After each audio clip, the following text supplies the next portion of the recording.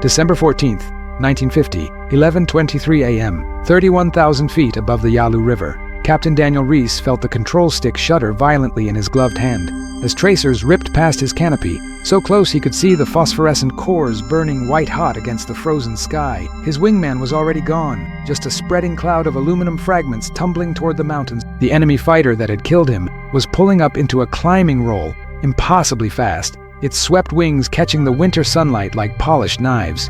Reese had maybe 3 seconds to make a decision that would either save his life or add his name to the growing list of pilots who never came home from Mig Alley. He slammed the throttle forward and pulled back on the stick, feeling 6 gravities crush him into his seat, the G-suit inflating around his legs and abdomen in a desperate attempt to keep blood flowing to his brain. The horizon spun, his vision tunneled, and somewhere in the back of his oxygen-starved mind, a single thought crystallized. How did they get so fast? But understanding that question requires going back, not just days or weeks, but years, back to when the very concept of the swept wing was nothing more than wind tunnel data and theoretical mathematics, locked away in bunkers and research facilities half a world away. Back to when young engineers were making calculations that would reshape aerial combat forever, though they couldn't possibly know it yet. If you're fascinated by the untold engineering stories that changed warfare forever, make sure to like this video and subscribe to the channel. We're uncovering the technical mysteries that turned the tide of history, one innovation at a time. March 3rd, 1945, 9:17 a.m., somewhere in Bavaria, Lieutenant Robert Kellerman of the Army Air Force's Technical Intelligence Division stood in what remained of an underground research facility, his boots crunching on broken glass and scattered papers. The smell of burnt insulation and cordite still hung in the cold air. German researchers had tried to destroy everything before fleeing westward ahead of the advancing Allied forces, but they hadn't been thorough enough. Some things had survived. Kellerman picked up a sheaf of wind tunnel reports, the German text dense with mathematical notation. He couldn't read most of it, but he recognized the diagrams, wing planforms showing various sweep angles, pressure distribution charts, drag coefficient calculations. His engineering degree from MIT had been almost a decade ago, but some things you never forget. "Sir, you need to see this," called Sergeant James Holbrook from the back of the facility. He was standing next to what looked like a large filing cabinet that had partially survived a fire. The metal drawers were warped from heat, but still intact. Kellerman crossed the debris-strewn floor and helped Holbrook pry open the top drawer. Inside were hundreds of photographs, wind tunnel models, full-scale aircraft, test flights, and every single design showed wings swept back at aggressive angles, 20 degrees or more. "What the hell were they working on?" Holbrook muttered. Kellerman didn't answer immediately. He was looking at a photograph of an aircraft unlike anything he'd seen in American service. Sleek, predatory, with swept wings and a single jet engine intake in the nose. Handwritten notes on the back indicated this was something called a research prototype, tested at speeds approaching 550 miles per hour. 550. Most American fighters topped out around 400. "We need to photograph every page in this facility," Kellerman said quietly. "Every single one. And then we need to get it all back to right field before the Russians get here." What Kellerman didn't know was that he was already too late. Soviet intelligence teams were operating less than 40 miles away, conducting their own technical harvest of German aerodynamic research. The race to exploit swept-wing technology wasn't just beginning, it was already well underway, and the prize would be measured in pilot lives half a decade later, in a war that nobody in that ruined Bavarian facility could yet imagine. The thing about swept wings is that they solve a problem most people don't know exists. When an aircraft approaches the speed of sound, roughly 761 miles per hour at sea level, something strange happens to the air flowing over conventional straight wings. Shock waves form, pressure distributions collapse, control surfaces stop responding.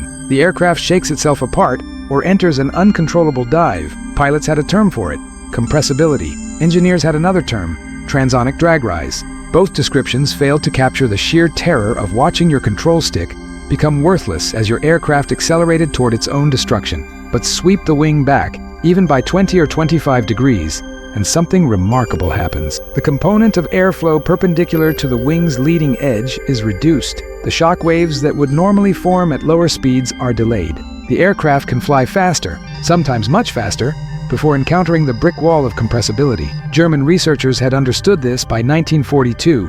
American engineers were still debating it in 1945. May 19, 1945, 2:30 p.m., Wright Field, Dayton, Ohio. Dr. Marcus Whitfield spread the captured German documents across his desk, and tried to make sense of what he was seeing. Whitfield had been designing aircraft for North American Aviation before the war had pulled him into government service, and he'd spent the last 3 years wrestling with the aerodynamic problems of high-speed flight.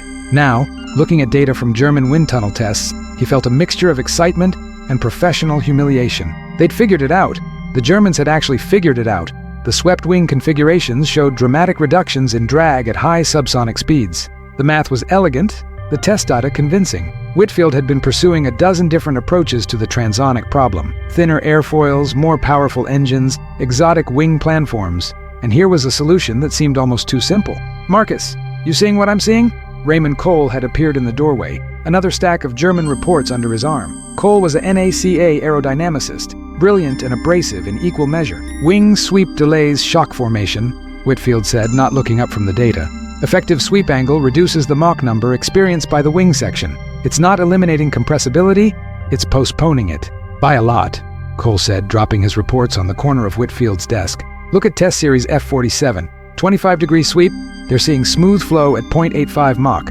That's faster than any operational fighter we've got." Whitfield finally looked up. "The war in Europe is over. Japan's circling the drain. What are we supposed to do with this?" Cole smiled, but there was no humor in it. "You really think we're done fighting?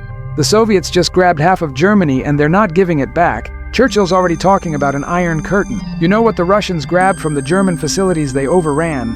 The same data we're looking at, maybe more." That statement hung in the air between them, heavy with implication. But neither man could have predicted how quickly that implied threat would become real, or that the first swept-wing fighters wouldn't face each other over the plains of Europe, but in the frozen skies above Korea. 5 years later, October 8, 1947, 4:45 p.m., North American Aviation Facility, Los Angeles, California. Chief Engineer Walter Morrison stood in front of a wooden mock-up that looked nothing like any fighter his company had built before. The wings swept back at 35 degrees. The fuselage was slender, almost delicate. The whole design screamed speed in a way that the company's earlier straight-wing fighters never had. "The Navy's not going to like it," said Tom Harper, Morrison's deputy. "They wanted a shipboard fighter. This thing needs a runway the length of Rhode Island." Morrison nodded slowly. "Send it to the Air Force instead. Redesign the gear, strengthen the landing assembly, optimize it for land operation. We tell them we can give them a fighter that'll do 600 miles per hour in level flight. Can we? According to the wind tunnel data? Probably. According to actual flight test?" Morrison shrugged. "That's what prototypes are for." The project received funding in December. The first prototype would roll out less than a year later, a sleek silver aircraft with wings that swept back like a falcon in a stoop. They would call it the F-86, and it would become the standard against which all other fighters were measured. But Morrison didn't know that the Soviets were working on their own swept-wing fighter, benefiting from the same German research, refined by some of the same German engineers who'd been forcibly relocated to facilities outside Moscow. That aircraft would fly for the first time in December 1947, powered by a reverse-engineered British jet engine and incorporating every lesson the Germans had learned about high-speed aerodynamics. The stage was being set for a confrontation that would take place at altitudes and speeds that would have seemed like science fiction just 5 years earlier. June 25, 1950, 4 Gaur a.m., Seoul. The sound of artillery fire rolled across the Han River like distant thunder, growing steadily closer. North Korean forces had crossed the 38th parallel in overwhelming strength, and the war that would define a generation of American military aviation was beginning, though nobody knew it yet. Captain Daniel Reese was in San Francisco when he heard the news, drinking coffee in his apartment and trying to decide whether to take the job offer from an airline or stay in the Air Force. The decision made itself when his phone rang at 6 in the morning. "Captain Reese, you're being recalled to active duty. Report to Hamilton Field by 1400 hours. Bring your flight gear." He'd been out of the cockpit for 8 months, flying a desk at Air Training Command, watching younger pilots transition to jets while he processed paperwork. Now suddenly, the paperwork didn't matter anymore. By September, Reese was in Japan, flying combat air patrols in an F-80 Shooting Star, one of America's first operational jet fighters. The F-80 was a good aircraft, solid, reliable, with straight wings and a respectable top speed of 580 miles per hour. Against North Korean propeller-driven aircraft, it was more than adequate. Against what was coming, it would be almost worthless. November 1st, 1950, 10:52 a.m., 28,000 feet above Sinwiju. Lieutenant Edward Kramer was leading a flight of 4 F-80s on a bomber escort mission when he saw them. 6 aircraft diving out of the sun, moving faster than anything he'd ever seen. Swept wings, polished aluminum, closing at impossible speed. "Bandits! 11 o'clock high!" he called, already starting his turn. The lead enemy aircraft opened fire at 800 yards, far beyond the effective range of American gun systems. Tracers walked across the sky, intersecting with Kramer's No. 3 aircraft. The F-80 came apart in a flash of orange fire and tumbling metal. Kramer tried to bring his nose around to return fire, but the enemy fighters were already past him, climbing back up to altitude at a rate that made his aircraft look like it was standing still. He'd gotten maybe 2 seconds of visual identification. Red star markings, swept wings, single engine. "What the hell was that?" his wingman called over the radio, voice tight with shock. Kramer didn't have an answer, but when they landed back at Kimpo, intelligence officers were waiting with photographs and diagrams. The aircraft they'd encountered was being called the MiG-15, and everything about it was built around the same German swept-wing research that had influenced the F-86's design. There was just one problem. The F-86 wasn't in Korea yet. It was still in testing back in the States, working through the endless bureaucratic process of operational certification. The pilots currently fighting and dying over North Korea were doing it in straight-wing F-80s that were outclassed in every performance category that mattered. The Air Force scrambled to accelerate the F-86 deployment, but acceleration in military bureaucracy is a relative term, and pilots were dying while paperwork was being processed. December 14th, 1950, 11:20 a.m. Pre-flight briefing, Kimpo Air Base. Captain Daniel Reese sat in a folding chair and listened to the intelligence officer describe an aircraft that sounded more like a science fiction concept than a real threat. Maximum speed, 670 miles per hour. Service ceiling, 50,000 feet. Climb rate, 9,000 feet per minute.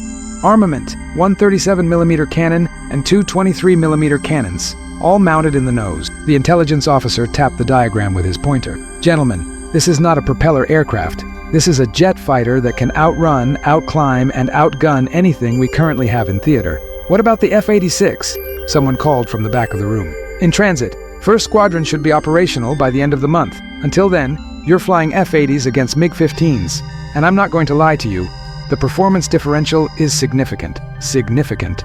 That was one word for it. Suicidal was another. Reese had already lost 2 wingmen in the past week. Good pilots, careful pilots, who'd done everything right and died anyway because their aircraft simply couldn't keep up with the enemy. The MiGs would dive from altitude, make a single high-speed pass, and be gone before you could even get them in your gun sight. It was like trying to fight a falcon with a turkey. "Tactics," the intelligence officer continued. "Stay low where the MiG's engine performance is less dominant. Use your superior low-altitude maneuverability. Don't try to climb with them. You'll lose. Don't try to run. You'll lose. Force them into turning fights in the weeds where your aircraft has an advantage." Sound advice, except that the MiG pilots weren't stupid. They'd dive down to make their attack, and then zoom back up to altitude before you could force them into that turning fight. And if you tried to follow them up, you'd just be climbing into their guns at a closing rate that turned you into an easy target, which was exactly what happened 3 minutes after Reese's flight crossed the Yalu River. The MiG appeared out of nowhere, dropping from 40,000 feet in a nearly vertical dive, building speed until it must have been touching the transonic region. Reese saw the muzzle flashes first, bright sparks against the enemy's nose, and then his wingman's F-80 was shedding pieces. The pilot's last transmission cut off as his aircraft entered an uncontrolled spin. Reese broke hard left, pulling enough G's to gray out his vision, the F-80's wings groaning under the stress. The MiG flashed past him, close enough that he could see the rivets in its fuselage, and then it was climbing impossibly fast, pulling away like he was standing still. He tried to follow. That was his first mistake. The F-80's engine strained as he pointed the nose skyward, watching his airspeed bleed off, watching the MiG above him continue to accelerate away. At 28,000 feet, he was barely doing 200 knots. The MiG was probably doing 400, still climbing. A second MiG materialized above and behind him. He didn't see it until the tracers started arriving. Brilliant streaks of light that punched through his left wing and shattered his canopy. The bulletproof glass held, spiderwebbed and opaque, but his aircraft was dying. Hydraulic pressure dropping, flight controls getting mushy, engine temperature rising. Reese shoved the stick forward and dove, trading altitude for speed, praying that the structural limits of his aircraft would hold. The airspeed indicator climbed past 400 knots, past 450, into the red. The whole airframe was shaking, rivets popping loose and tumbling away in the slipstream. The MiG stayed with him for maybe 5 seconds, and then broke off. Probably figured Reese was going to crash anyway, not worth wasting ammunition. Reese bottomed out at 8,000 feet, both engines screaming. half his control surfaces shot to hell, but still flying. He pointed the nose south and nursed the crippled F-80 back across the line, landing at Kimpo on foam-covered runway because his hydraulics were gone and he had no brakes. The maintenance crew counted 47 hits, 47 separate impacts from cannon shells and machine gun bullets, any one of which could have killed him if it had struck 6 inches to the left or right, or up or down. "You're done flying F-80s, the squadron commander told him that evening. "We're holding you back until the F-86 squadron gets here. You've got too much experience to waste getting killed in an obsolete aircraft." Reese wanted to argue. His friends were still flying F-80s, still dying in aircraft that couldn't compete. But the commander was right, and they both knew it. The question was how many more pilots would die before the F-86 arrived. December 17, 1950, Kimpo Air Base. The first F-86 Sabres touched down in Korea. Silver aircraft with those distinctive swept wings that promised performance competitive with the MiG-15. Reese stood on the flight line and watched them taxi in, feeling something like hope for the first time in weeks. Beautiful, aren't they? Lieutenant Colonel Mark Ashford had walked up beside him, watching the new fighters. Ashford would be commanding the first F-86 squadron in theater, and he had the kind of confidence that came from flying the aircraft extensively during stateside testing. "Can they do it?" Reese asked. "Can they actually fight the MiGs?" "The Sabre's faster at low altitude, climbs almost as well, turns better. Similar armament, 650 caliber machine guns versus the MiG's cannons. The cannons hit harder, but the 50s have better accuracy and rate of fire." Ashford paused. "On paper, it's an even match. In practice, that's what we're about to find out." Reese checked out in the F-86 over the next 3 days, learning the aircraft's quirks and capabilities. The swept wing felt strange at first, generating less lift at low speeds, requiring higher approach speeds for landing. But once you got it up to altitude and opened the throttle, the difference was unmistakable. The F-86 felt alive in a way the F-80 never had, responsive and eager, like it wanted to go fast. The hydraulic flight controls were smooth and precise. The gun sight was radar ranging, automatically computing lead for deflection shots. The cockpit layout was intuitive, everything falling naturally to hand. December 22, 1950, his first combat mission in the Sabre. 4 aircraft, flying high cover for a strike package hitting rail yards north of Pyongyang. Reese was flying wing for Ashford, maintaining position at 38,000 feet, where the air was thin and cold and the contrails from their engines stretched behind them like chalk marks on a blue slate. "Contacts, 12 o'clock level, range 20 miles, the radar operator called from the ground control station. 4 aircraft heading south. Roger, we have them," Ashford replied. Reese could see them now, tiny specks against the northern horizon, closing at a combined speed of over 1,000 miles per hour. MiG-15s, 4 of them, same as the American flight. "Let's see what these things can do," Ashford said, his voice calm. "Arm your guns." Reese flipped the master arm switch and felt a slight vibration as the gun camera activated. His heart rate was up, adrenaline sharpening his vision. But this was different from fighting in the F-80. This time he had an aircraft that could actually compete. The range closed to 10 miles. 5, 2, "Brake right," Ashford called, and all 4 Sabres rolled into a hard climbing turn. The MiGs were doing the same thing, both formations spiraling upward, trying to gain position advantage.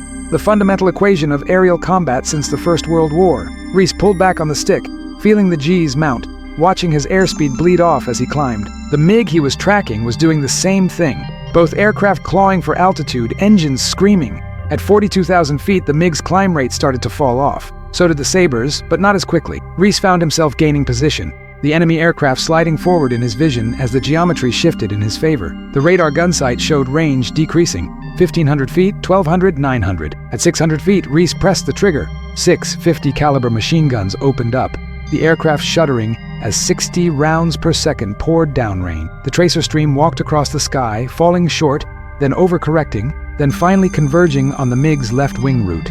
Pieces flew off the enemy aircraft. Bright flashes indicated strikes on aluminum skin. The MiG rolled left and dove, trailing smoke, and Reese followed, keeping his nose pointed at the fleeing enemy, keeping the trigger pressed. More hits. The MiG's engine started coming apart, compressor blades disintegrating, hot metal fragments punching through the fuselage. At 38,000 feet, the canopy blew off and the pilot ejected, his seat rocketing clear of the dying aircraft. "Splash one MiG!" Reese called, pulling up out of his dive, scanning for threats.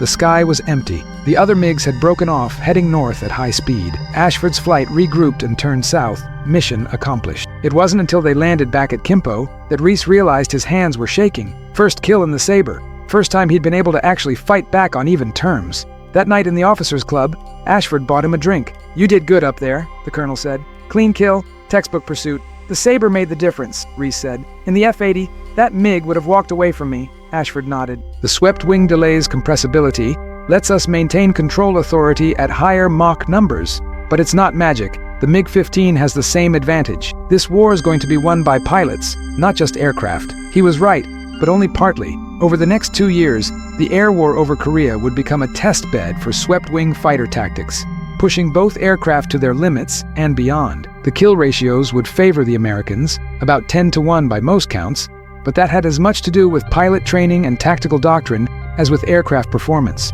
What couldn't be denied was that the swept wing had changed everything. The era of straight-wing fighters was over, killed by German aerodynamic research and refined in the frozen skies above the Yalu River. February 3, 1951, 2:15 p.m., 41,000 feet above MiG Alley. The contrails were so thick they looked like a highway in the sky. Dozens of aircraft tangling in the thin air, F-86 and MiG-15s locked in a swirling furball that stretched across 20 miles of airspace. Reese was tracking a MiG through a scissors maneuver, both aircraft reversing back and forth, each trying to force the other to overshoot and present a firing opportunity. The MiG pilot was good, anticipating Reese's moves, matching his reversals, keeping the fight neutral. At this altitude, both aircraft were right at the edge of their performance envelope. The air was too thin for efficient combustion, thrust was down, control surfaces were mushy. A stall could develop in half a second if you pulled too hard, and a stall at 41,000 feet meant you'd probably fall 15,000 feet before you recovered, if you recovered at all. Reese eased off his turn, letting the MiG gain a tiny amount of position, baiting him into pulling harder to complete the kill. The MiG pilot took the bait, pulling his nose around, tightening his turn just a fraction too much. The swept wing stalled asymmetric, the left wing dropping first, sending the MiG into a spin. Reese reversed hard, pulling 6 Gs, his vision going gray at the edges as he brought his nose to bear. The MiG was tumbling now, its pilot fighting for control. Reese fired a long burst, more tracers than solid rounds, walking the stream across the spinning target. Most of the rounds missed, but enough connected to tear into the MiG's tail section, severing control cables and hydraulic lines. The enemy aircraft fell away, still spinning, and Reese didn't wait to see if the pilot recovered. 2 more MiGs were diving on him from above, and he had maybe 3 seconds to react. He rolled, inverted, and pulled, negative Gs pushing him up against his harness straps, blood rushing to his head. The diving MiGs flashed past, their snapshots missing by yards. Reese continued his roll, coming upright again, and found himself alone in a suddenly empty piece of sky. The furball had dispersed. F-86s were heading south in pairs and fours. MiGs were climbing back to altitude or running north to their bases across the Yalu. The engagement was over, probably lasted less than 4 minutes, but it felt like hours. Landing back at Kimpo, Reese counted 9 holes in his aircraft. None had hit anything critical, but it was a reminder that the MiG's cannons were deadly. 1 solid hit from a 37mm shell, and you were done. The F-86's 50 caliber guns required multiple hits to achieve the same effect, but their accuracy and high rate of fire usually made up for their lower individual striking power. Usually, not always. The air war settled into a pattern over the following months. MiGs would come south from their bases in Manchuria, where American aircraft weren't allowed to follow. F-86 would intercept them, fighting in the narrow corridor along the Yalu that pilots called MiG Alley. The ground war was stalemated, but the air war continued with an intensity that surprised everyone involved. April 12, 1951, 11:30 a.m., 36,000. Reese was flying top cover when he saw something that made his blood run cold. A formation of 12 MiG-15s, flying in perfect finger 4 formations, executing coordinated tactical maneuvers that spoke of serious training and professional discipline. "Lead! This is 2, he called to Ashford. "Those MiGs are flying Soviet patterns. Textbook Soviet tactical doctrine." There had been rumors for months that Soviet pilots were flying combat missions over Korea, but this was the first time Reese had seen evidence that convinced him. North Korean and Chinese pilots tended to be more aggressive, but less disciplined. These MiGs were moving like a precision instrument. "Engage with caution," Ashford replied. "Don't assume anything." The engagement that followed was unlike anything Reese had experienced. The MiG pilots knew their aircraft's capabilities and limitations, used them intelligently, worked together to cover each other's blind spots. When Reese got on one MiG's tail, another would immediately swing around to threaten him, forcing him to break off before he could get a shot. The fight lasted 7 minutes, both sides maneuvering for advantage, neither able to gain the upper hand. Finally, the MiGs broke contact and headed north, and the American flight let them go, low on fuel and ammunition. Soviet pilots, Ashford said flatly when they were debriefing. Has to be. Chinese and North Korean pilots don't fly like that. The intelligence officer nodded. We're seeing increasing evidence of Soviet involvement. Signals intercepts, flight patterns, tactical doctrine, but officially, they're not here. Officially, the word hung in the air like smoke. The air war was expanding in ways that nobody had anticipated, and the swept-wing fighters on both sides were enabling a level of combat that simply hadn't been possible 5 years earlier. The F-86 and MiG-15 represented the cutting edge of fighter technology, both built on the same German aerodynamic research, now facing each other in a war that was simultaneously a Korean conflict and a proxy battle between superpowers. June 10, 1951, 4:45 p.m., Officers Club, Kimpo Air Base. Reese sat at the bar nursing a whiskey and trying not to think about the engagement that morning, where he'd watched Lieutenant Harris go down in flames, his Sabre torn apart by a perfect deflection shot from a MiG he never saw coming. "You can't save them all?" Ashford said, sliding onto the stool next to him. "I should have seen that MiG. I was supposed to be covering his 6. You were engaged with 2 other aircraft at the time. You did what you could." Ashford signaled for the bartender. "The problem isn't you. The problem is that we're flying outnumbered most days. The Soviets and Chinese can afford to throw 80 MiGs at us. We're lucky if we can get 40 Sabres in the air. So we're supposed to just accept losses? We're supposed to be smart. Use our advantages. Better training, better tactics, better coordination." Ashford paused. "The swept wing gives us the performance we need to compete. But performance isn't everything. A mediocre pilot in an F-86 will lose to a good pilot in a MiG-15. We need to be better than good. We need to be perfect. Perfect.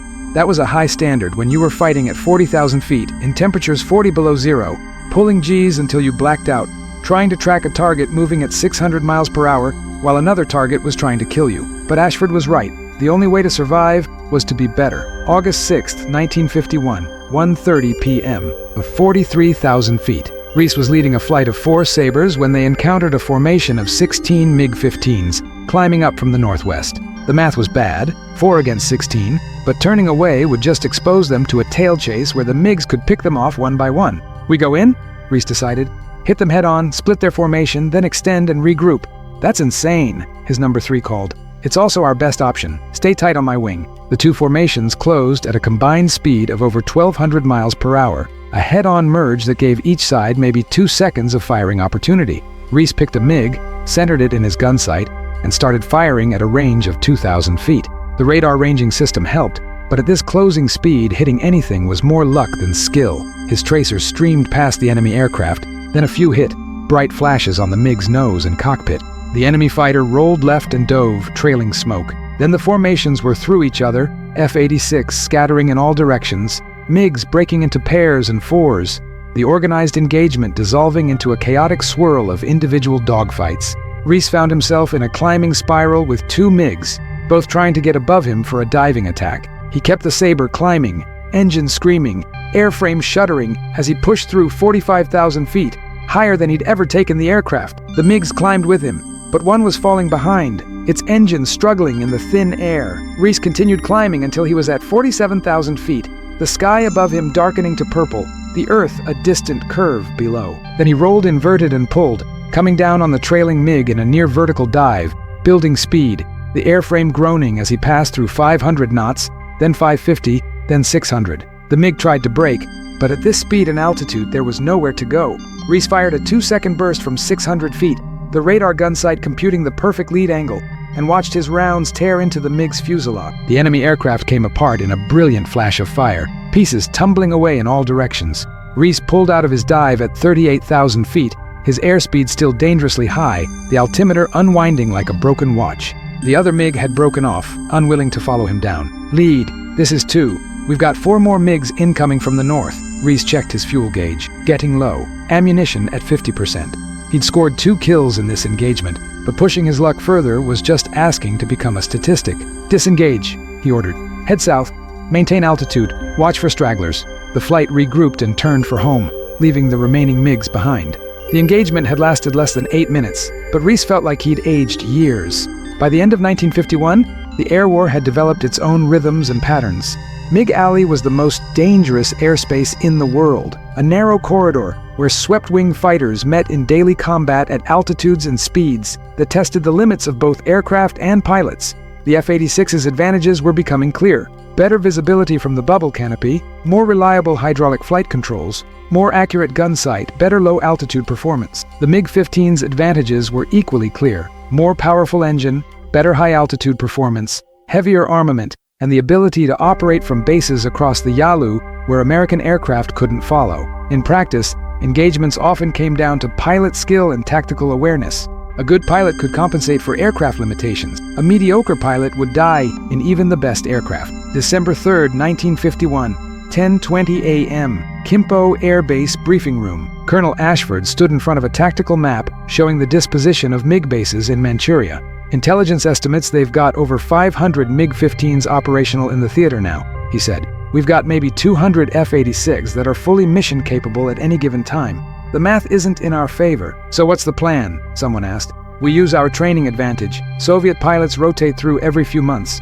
We've got pilots who've been here since day one, flying combat every day. We know this airspace. We know the tactics. We exploit that. Ashford paused. And we hope the higher-ups approve more F-86 deployments before the numbers gap kills us. Reese had flown 83 combat missions by this point, scored 7 confirmed kills, and lived through more close calls than he wanted to count. He was one of the experienced pilots Ashford was talking about, the core cadre who understood how to fight in swept-wing jets at extreme altitudes. That experience came at a cost. He'd lost friends, watched good pilots make single mistakes and die for it, seen aircraft torn apart by cannon fire or compressibility or simple mechanical failure. The swept wing had given them the performance they needed to compete with the MiG-15, but it hadn't made combat safe. Nothing could do. March 8, 1952, 2 p.m., 40,000 feet above the Yalu. Reese was leading a flight of 8 Sabres, the largest formation he'd commanded, when they ran into a swarm of MiG-15s that seemed to fill the entire sky. At least 60 aircraft, probably more, climbing up from their bases in Manchuria. Holy hell, his wingman muttered. Maintain formation, Reese ordered, his mind racing through tactical options. 8 against 60 or more was suicide if they engaged conventionally, but if they could disrupt the MiG formation before it fully organized, create chaos and confusion, maybe they could survive long enough to disengage. We're going in, he said.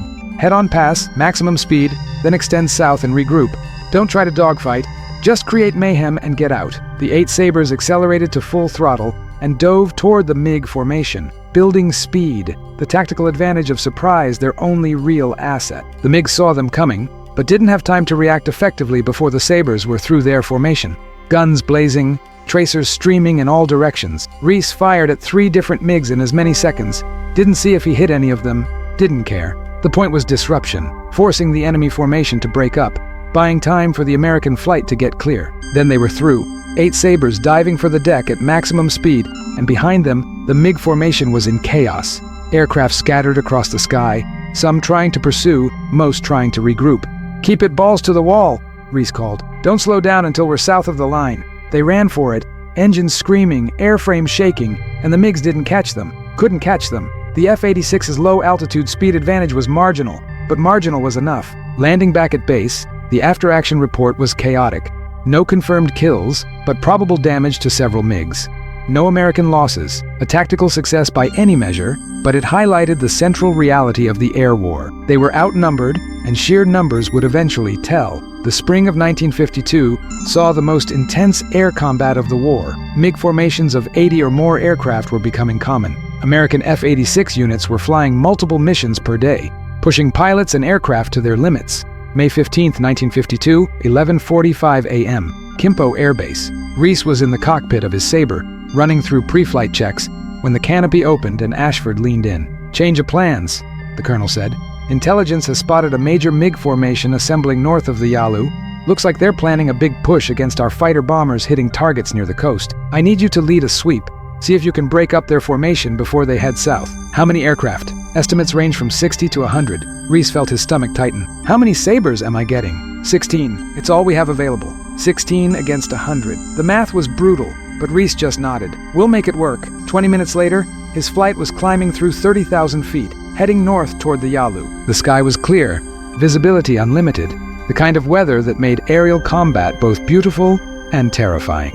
At 40,000 feet, they saw the MiGs, a massive formation spread across miles of airspace, at least 80 aircraft, maybe more, Fighter bombers mixed with pure fighters, probably planning to hit American ground attack aircraft and then engage any F-86 that tried to intervene.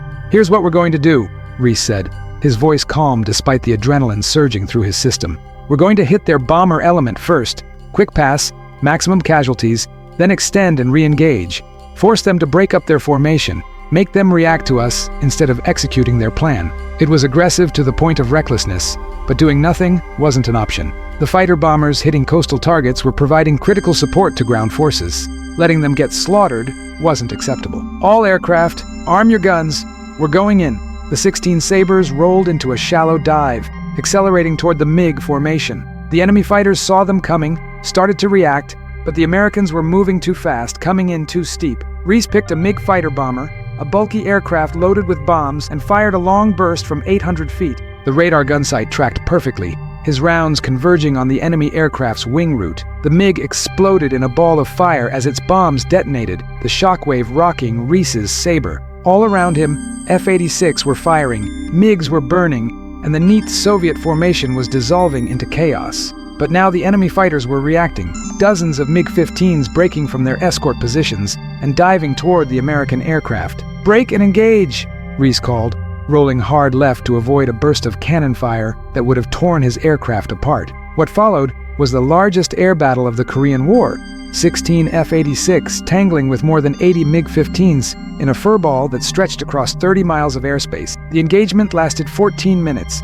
an eternity in jet combat, both sides taking losses, the sky full of tracers and burning aircraft and contrails marking the paths of desperate maneuvers. Reese scored 2 more kills, lost track of how many shots he fired, how many times he pulled so hard the G-suit couldn't keep up, and his vision tunneled to a pinpoint. He saw 3 F-86 go down, their pilots ejecting or not, aircraft tumbling toward the mountains below.